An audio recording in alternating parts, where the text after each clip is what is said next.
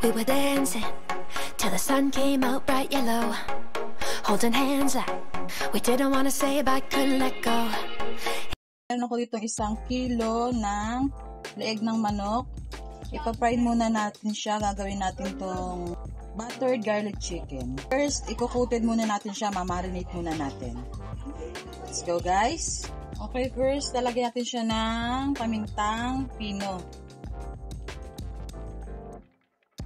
Adjust nyo lang yung paglalagay. Depende sa panlasa nyo.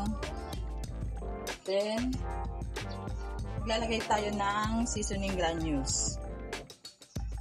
Buksan ko na para madaling mailagay. Konti lang. And then, mamarinate natin siya dito sa maglalagay ako ng breading mix. Maglalagay lang tayo ng 2 kutsara. Kasi yung iba nito mamaya pang coated natin. Then, maglagay tayo ng kaunting asin. Adjust nyo lang din, guys, kapag alam nyo na tama na yung lasa para sa inyo.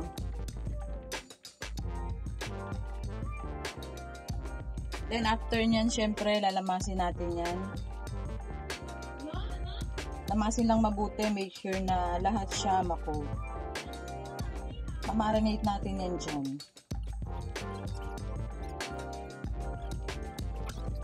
Okay. After nyan, pagka alam mo na nalagyan na lahat, hindi na natin ibababa dyan kasi mamaya pag na-coat natin yan doon sa dry ingredients, ibababad natin siya ng kaunti.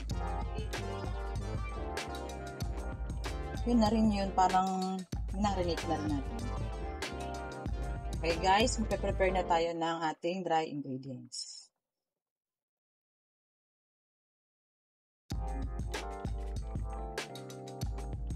Proceed na tayo sa dry ingredients. Dito maglalagay tayo ng 1 cup ng harina.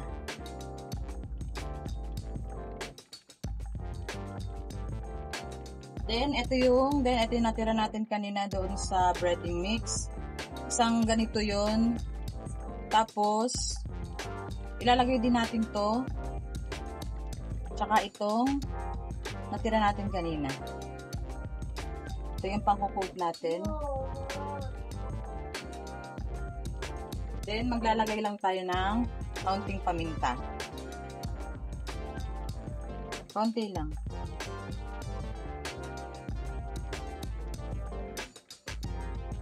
Tapos, mix lang natin.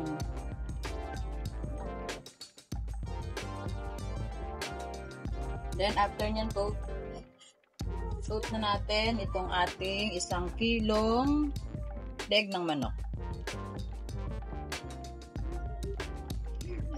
Okay, start na tayo sa pagko-coat. Ganito lang, guys. Actually, noong dati business ng mga magulang ko yung pagpa-fried chicken. Yun lang namang yung fried chicken na pang kanto-kanto lang, alam niyo yun. Actually, hanggang ngayon maraming ganun eh. Ganito yung pag-coat din actually na ginagawa namin. Binabalutan namin lahat siya, kailangan dry siya para mas lumaki siya. And then maganda yung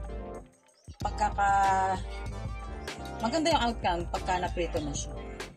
Ganyan lang, guys. Huwag may pagpag masyado para since malasa naman yung ginamit natin dito na pang-coat, kahit kumapal siya ng konti tapos nabasa siya ng kaunti, syempre didikit siya doon sa balat ng manok. Then pag naprito siya, actually nandyan yung pinakalasa niyan. Ganyan lang, guys, isa-isa. Ulitin lang natin yung process hanggang sa matapos natin yung pagko-coat natin dito sa lahat.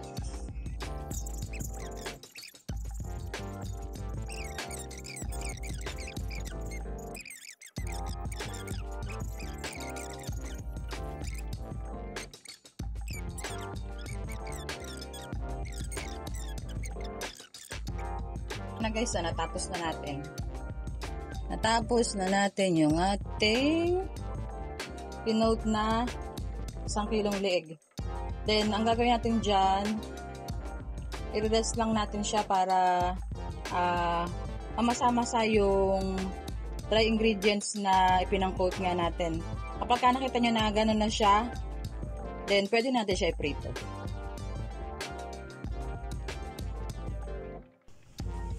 And guys, hanggang inaantay natin na mabasa-basa yung pinote natin na leeg ng manok, nagpapainit na tayo ng mantika.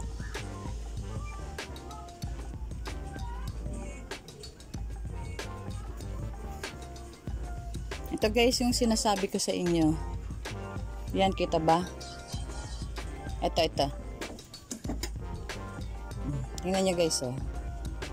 Nagbasa-basa na siya ng kaunti. Wait, ayusin ko. Yan guys, oh, kita nyo, nagbasa-basa na ng kaunti yung manok. Pwede na natin siyang iprito. Let's go. Try lang natin kung pwede nang pagprituhan yung mantika natin.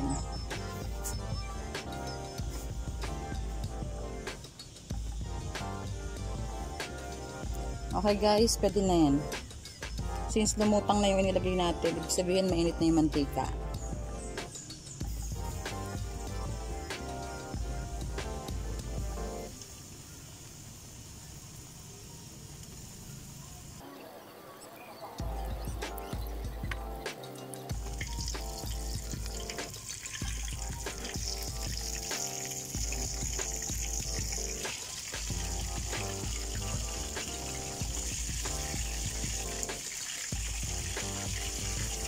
Try natin kung pwede na siyang baliktarin.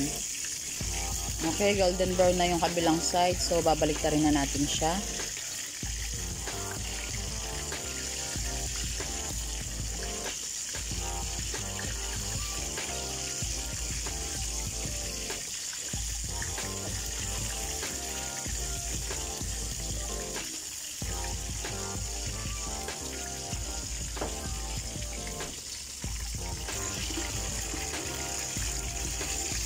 Baliktarin ulit natin siya sa kabilang side.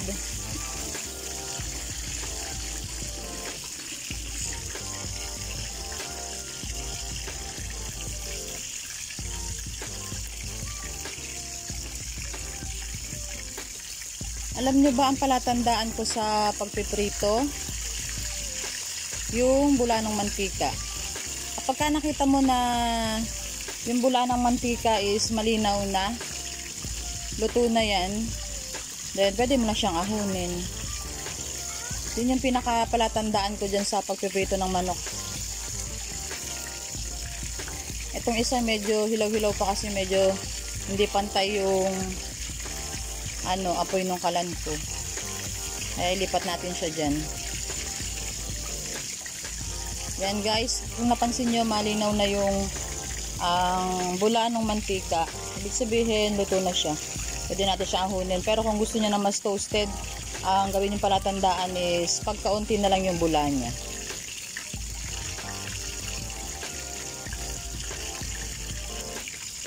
And guys, ahunin natin siya ha.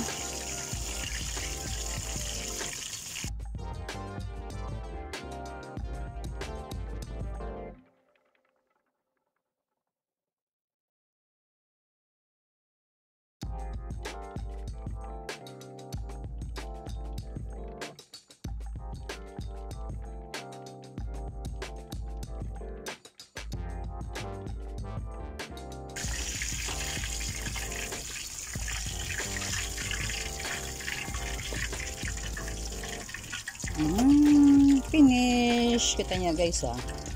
Napakasarap na itsura niya. Kung ako lang, okay na sa akin ito pinirito eh. Ewan ko sa mga kakain kung ba't kailangan i-buttered chicken pa. Okay guys, proceed na tayo sa next step. Okay guys, itong butter natin, kukuha lang tayo dito ng mga sa pang-apat na yan, hatiin natin sa apat siya, yun ang kukunin natin. Okay, then lagay na natin yan siya dyan. Hintayin lang natin siyang matunaw.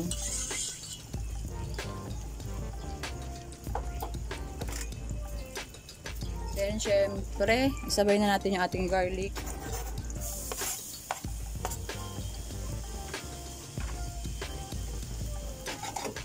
Tapos, ayusin ko lang yung kawali ko kasi hindi pantay. Ayan.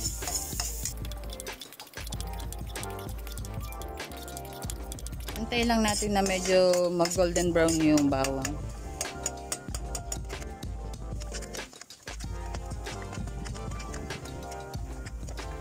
Yan po, medyo nag golden brown na yung bawang natin. Then, maglalagay na tayo ng, lang natin yung muna yung apoy. Then, maglalagay tayo ng oyster sauce.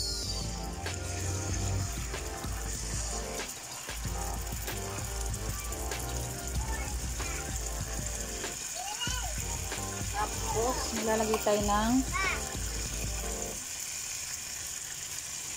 isang kutsarang asukal. Then, haluin lang natin syempre.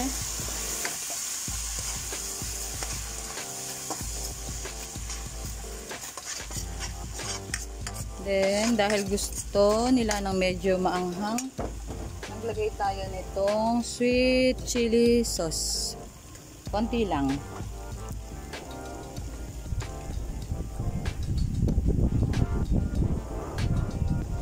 Yan. Para hindi siya gaano maanghang. May konting kagat lang.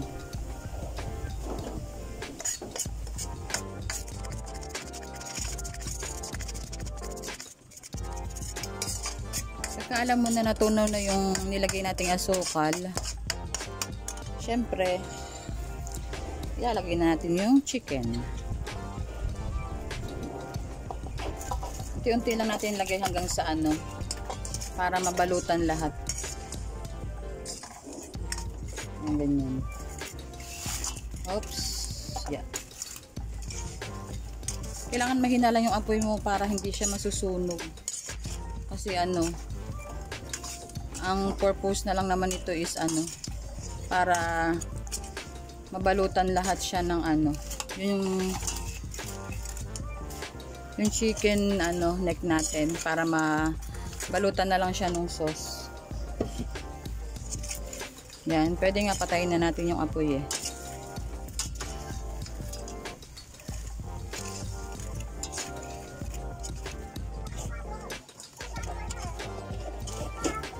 Oh, wait lang po.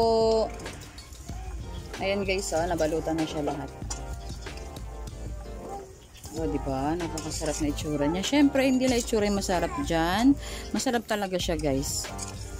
Actually, laging pinaluluto to ng asawa ko. Ingay ng anak ko, maingay po ang baby ko. Sabi ni mama, wag maingay. Okay guys, tapos na po siya. Then, ready to serve na. Thanks for watching guys.